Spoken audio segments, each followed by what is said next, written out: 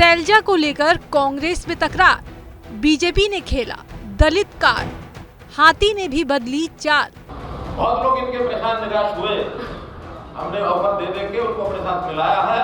हम तो तैयार हैं इस ऑफर के लिए, आज तो हम तैयार हैं उसको मिलाने पे चलती रही तो जल्द ही उसे पूरे देश से खत्म होना। हमारा पहले भी ऑफर था और आज भी ऑफर है। सैलजा जी को पूरा आदर सम्मान उनकी अपनी पार्टी बहुजन समाज पार्टी में मिलेगा।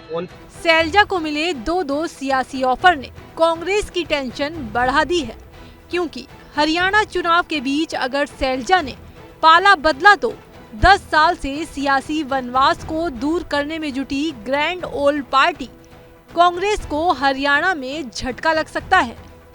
करनाल में चुनाव प्रचार करने पहुंचे पूर्व सीएम मनोहर लाल खट्टर ने दलित कार्ड खेलते हुए कुमारी सैलजा को बीजेपी में आने का ऑफर दिया। वहीं मौजूदा मुख्यमंत्री नायब सिंह सैनी ने भी सैलजा को लेकर कांग्रेस को आड़े हाथों ले लिया। और किसी की इच्छा हो जाए तो उसे अपना अपमानित करने का उदाहरण इससे बड़ा नहीं हो सकता कि एक हमारी दलित बहन, आखिर दलित समाज, अनुसूचित जाति का समाज सब चिंता करते हैं उसकी, चाहे कोई भी पार्टी हो।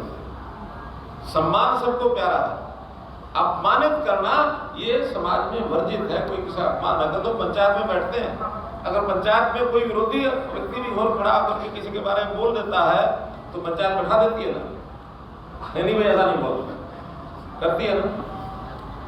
लेकिन इनको शर्म नहीं आई, उस बहन को गालियां तक दी हैं इन्होंने। ऊपर बैठी अपना आराम से। एक बड़ा वर्ग आज सोच रहा है कि हम क्या करें। बहुत लोग इनके परेशान निराश हुए, हमने ऑफर दे के उनको अपने साथ मिलाया है। हम तो तैयार हैं इस ऑफर के लिए, आज तो हम तैयार हैं उनको मिलाने के लिए। कुमारी सैलजा दलित नेता है, बड़ी नेता है, और कांग्रेस पार्टी दलितों को देख करके कि ये क्यों बड़ा हो गया उसका शोषण करते हैं, उसको दबाने का काम करते हैं, उसकी आवाज़ दबाने का काम करते हैं। पहले अशोक तंवर की दबाई, अब सैलजा की बारी है। अब सैलजा की आवाज़ दबाने में लगे हुए हैं, परंतु वो महिला है। मैं इनसे कहना चाहूँगा कि दलित समाज का योगदान बड़ा है। आप लोग अगर पैसे वाले हैं हुड्डा साहब, तो गरीब व्यक्ति की मेहनत है और मेहनत के ऊपर इस प्रदेश को आगे बढ़ाता है। सैलजा बड़ा अपमान, मैंने कहा दलितों की बड़ी नेता है, ये इतना बड़ा अपमान, और ये नहीं चाहते बापू बेटे से बाहर निकले। कांग्रेस से सैलजा की नाराजगी पर केवल बीजेपी की ही नजर नहीं है, बहुजन समाज पार्टी भी सैलजा के बहाने बीजेपी वाला दांव चला है। बसपा नेता आकाश आनंद ने कांग्रेस को घेरा और कुमारी सैलजा को बीजेपी में आने का न्योता दे दिया। ने जो अपना पूरा जीवन संघर्ष लगाया कांग्रेस पार्टी को मजबूत करने के लिए, बदले में कांग्रेस पार्टी ने क्या दिया?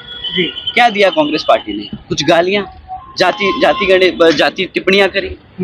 अगर कांग्रेस इसी नीतियों पे चलती रही तो जल्द ही उसे पूरे देश से खत्म होना पड़ जाएगा।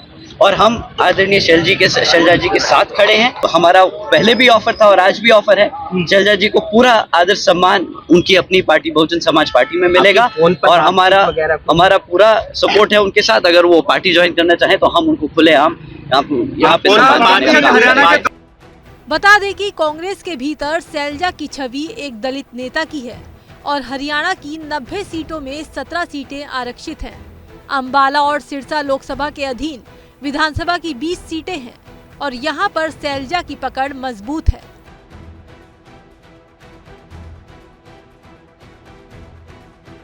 हाल ही में लोकसभा चुनाव में दलितों के वोट कांग्रेस को जमकर मिले थे। सैलजा भी बड़े मार्जिन से चुनाव जीती थी।